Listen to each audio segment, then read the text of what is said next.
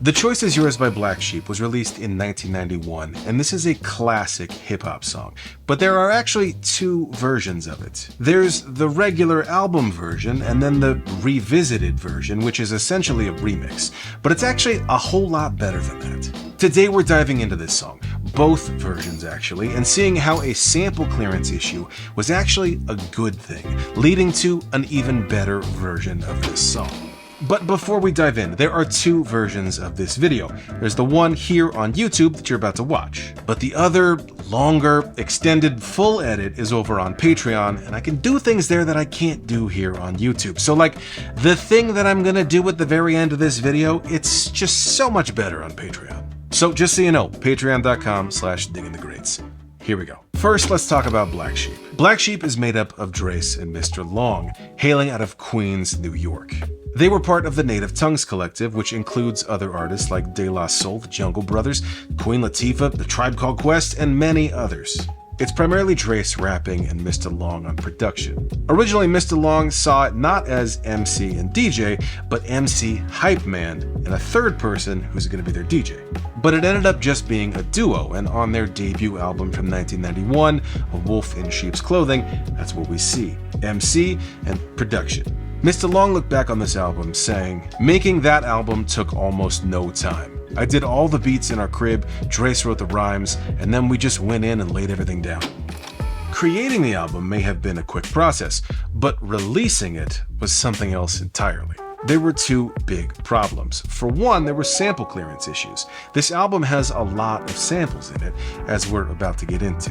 The other thing is just clearing the name Black Sheep, because there were two other groups, a rock group and a reggae group, also called Black Sheep. Because of these two issues, the name and the samples, this album wasn't released until over a year later. You might think this is a negative thing, like you're done with the album and all you want to do is release it. But this is actually the big reason why we have a remix at all. The duo's biggest song is The Choice Is Yours, but the original is pretty different. Who's the black sheep? What's the black sheep? Know who I am or when I'm coming, so you sleep. Now, there are a lot of samples in that, so let's talk about a few of them. First, we've got the song Humpin' by the Bar-Kays from 1969. Here's the guitar slide. That right there. Now, listen for it in the track. Right here. There it is. Then we've got Her Favorite Style by Iron Butterfly from 1969. Listen to this. How could you possibly... That's it right there. Boop-a, boop-a, boop-a, boop-a.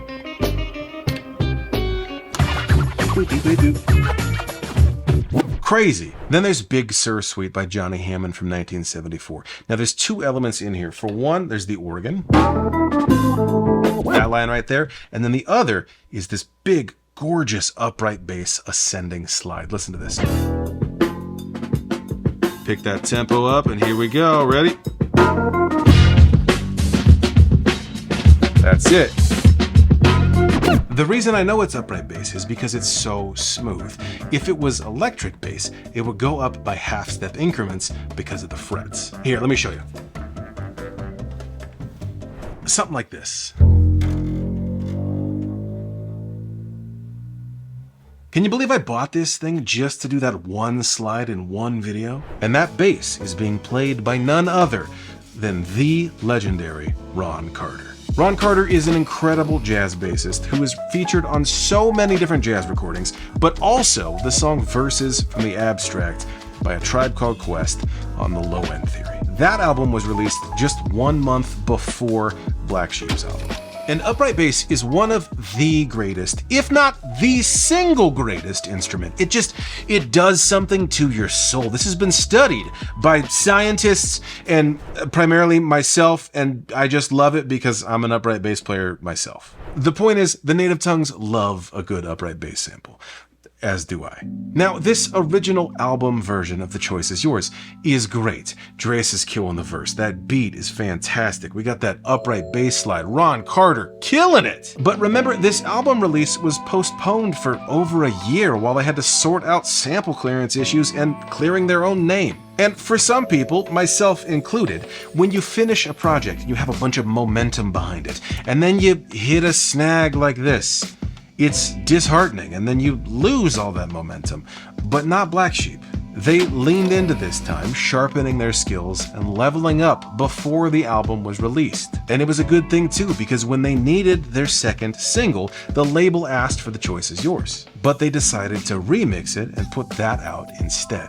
As Mr. Long explained, the remixing came about because the album itself was held up for a year because of sample clearances. So production-wise, I appreciated what I did a year earlier, but I was on a next level by the time the album came out with finding samples and putting stuff together. I was evolving with the samples. So when Mercury Records executive Dave Gossett presented, okay, we want to do something hard for the second single, he suggested The Choice Is Yours. I heard it and was like, okay, well, I'm on a different level now, so let me do a remix. This new remix, officially called The Choice Is Yours Revisited, was officially released as their second single, and it's probably the version you know. Who's the black sheep? What's the black sheep? Know not who I am or when I'm coming, so you sleep. This new version has a different beat, and this was originally for Chi Ali, but he passed on it. Drace's performance is different too, and the third verse is different. Now let's break this one down because there's even more happening. First off, some of those samples that we just looked at are still in there. Take a listen. Here's that guitar slide. Dip dooba dooba. Dip dooba dooba doop. Dip dooba dooba doop. I'm just isolating the instrumental on here, so this isn't like studio tracks, but you can hear that in there. But we've also got new stuff like the song I'll Say It Again by Sweet Linda Divine from 1970. Take a listen to this vocal sample. All right. Right here. Come on. Come on. Come on. Come on. This or you can get with that. You can get with this or you can get with that. You can get with. We've also got a new bass line, which is the core of this new remixed version. And that's sampled from the song Impressions by McCoy Tyner from 1975. And he goes elsewhere from there, but that right there turns into Come On.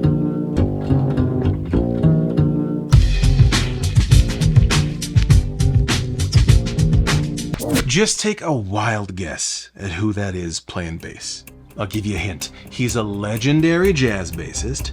He's a Native Tongues favorite. His name's not Con Rarter. It's Ron Carter, the same bass player who had that bass slide on the original version of this song. And the sample is in the middle of a bass cadenza, where basically the rest of the group stops playing and it's just bass. He's sort of playing at a time, he's just going nuts on his own. Then he ends up landing playing these tenths, these sliding tenths. And playing tenths is one of the coolest things you can do on the upright bass.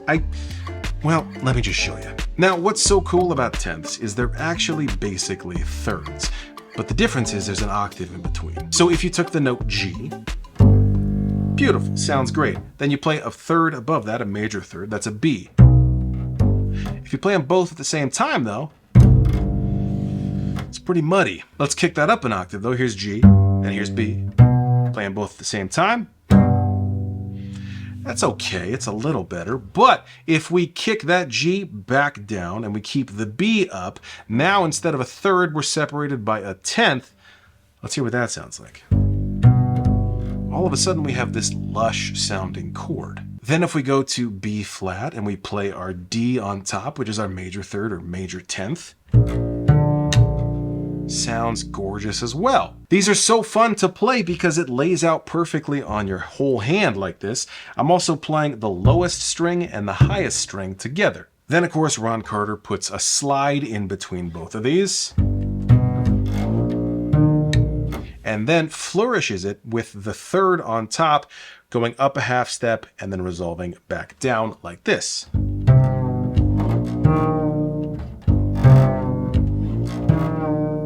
These are, of course, difficult to play over a long period of time. Ron Carter didn't play this riff over and over for 4 minutes. It's a sample. He played this one part and then flourished it a little more and then moved on. But I love that Mr. Long isolated just these bass tenths and said, that's the song. I love that a lot of this original version of the song is still in the remix, but everything's leveled up. It hits harder. We've got even more Ron Carter bass. It's connecting Ron Carter bass sample to Ron Carter bass sample. It's the same bass player recorded in 2 totally different years, 2 totally different artists on 2 totally different songs, and it's coming together on the same song. I will often play electric bass and DJ at the same time, but I've never done it with upright bass. I wonder...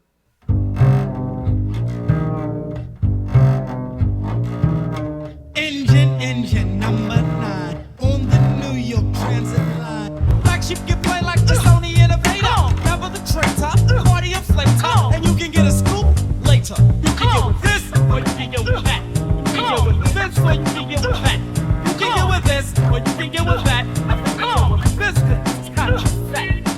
If this album were released as quickly as it was recorded, as quickly as the group might have wanted it to be, we would never have this revisited version of the song. The one that's a hit, the one that you know, the one that connects Ron Carter bass samples. And even Black Sheep themselves admit this is a better version of the song. But because they had that delay and took advantage of it, they took that time to level up, took that time to remix their existing work, writing a new 3rd verse. They made The Choice Is Yours even better and made a hip-hop classic in the process. Speaking of hip-hop classics, I briefly mentioned The Low End Theory by A Tribe Called Quest. This was a monumental album, and I got to speak with legendary engineer Bob Power, who worked on not only The Low End Theory, but also Tribe's next album, Midnight Marauders. But that's all in this video right